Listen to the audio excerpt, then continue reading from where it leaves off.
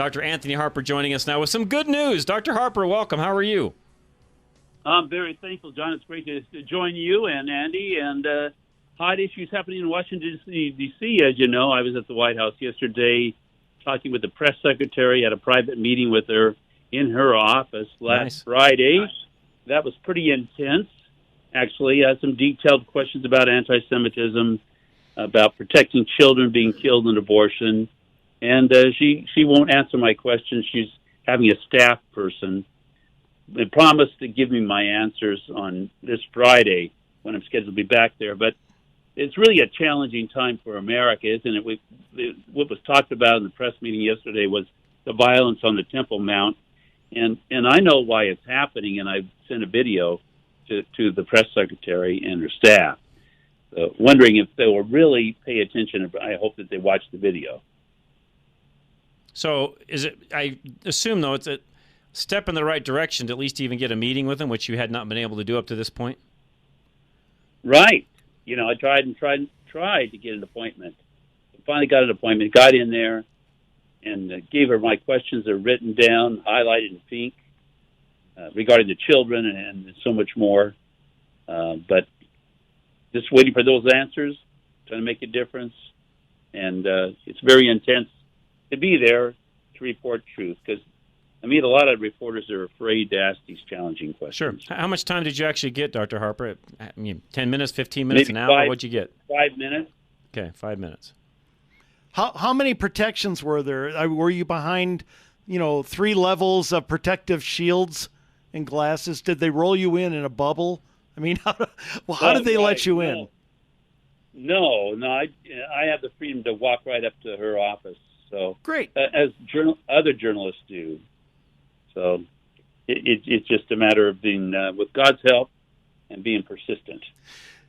Dr. Harper, do you expect to get any real answers? And I simply say that because this administration toward Israel and toward the Jews is simply not positive. Right. No, I'm expecting any kind of an answer will be an answer and will be helpful, because if they give answers that continue to show support for Iran, and it's really that is showing their anti-Semitism. And do they really want to be known for being anti-Semites? I mean, we hear people talk about race issues. The real racism is really it's a hatred of the Jews. More than anything, I can think about that our country, if there's racism, that's really is directed towards the Jewish people and our nation. Turning its back on Israel is a bad thing. Agree. Did you talk at all about the Israeli missile attacks that just occurred? I didn't. I briefly, I addressed that in my email to the press secretary today.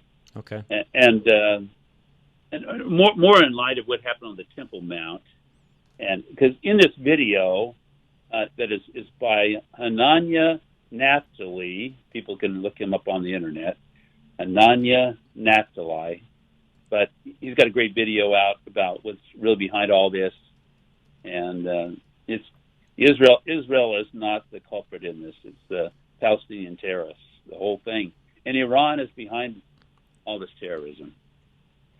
Yes, and unfortunately we let them have billions of dollars and basically loaded it up in a C-130 and dropped it off on a pallet for them. Right, and then refunding Palestinian Authority. Palestinian Authority, the people in that they have a hate towards the Jews, and these UN agencies are very hateful, anti-Semitic, like UNRWA, the United Nations Relief Workers Agency. I've been reporting on.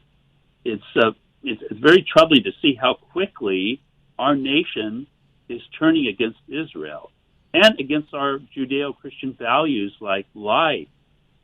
I'm thinking about more so that the Democrat Party is a party of death, just like Dinesh D'Souza points out in his documentary, Death of a Nation. Which was great, by the way. Hey, have we funded the PLO or the Palestinians in any way beyond just through Iran? I mean, have we funded them directly? We've funded them direct. We've funded the Palestinian Authority directly, and I believe that that's been refunded, and the UN, the anti-Semitic UN agency, refunded or really planning to do it very quickly. And of course, now with Iran making some kind of a deal, giving money to them again, it's all bad. I told the press secretary that we need to love the people of Israel, to love the Jewish people, to show love. They've been persecuted so much, and I've sent really key videos for them to know about anti-Semitism. It's very moving if they'll watch them. Hey, Dr. Harper, I think during the Trump administration, there was really a lot of pressure building against the more aggressive terrorist groups in the Middle East through the Abraham Accords, because Trump was building, relationships with various countries through the Abraham Accords. Do you see that just dying now with Biden in office?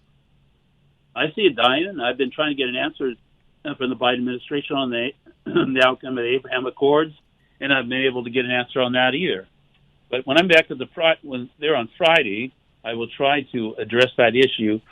They're just they're not showing, this administration not showing any signs of following President Trump's lead in this. But actually, President Trump was not perfect in all this.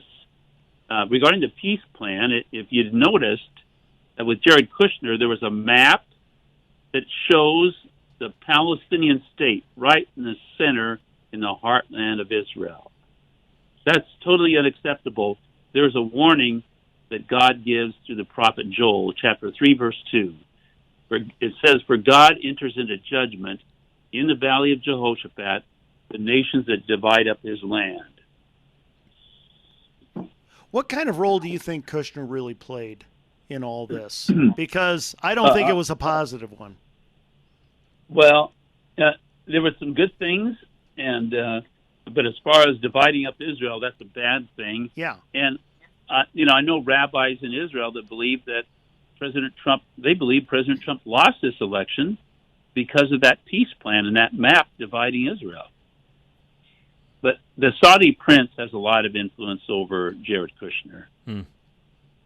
Okay. They've been kind of buddies. Dr. Harper, how do folks find out more about what's going on in your world?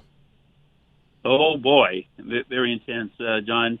Our website, imcnews.org, we have a YouTube channel reporting the truth in the White House, and it's not easy. I would ask people to pray for me and my family, and I'm trying to lead the way and trying to encourage other reporters not to be afraid to asking these challenging questions, and that to pray that we can get our press access restored. Good stuff. Dr. Harper, appreciate it very much. Keep us updated as you always do, sir. Thank you. Appreciate you. You're very welcome. Have a great evening, sir. Be safe.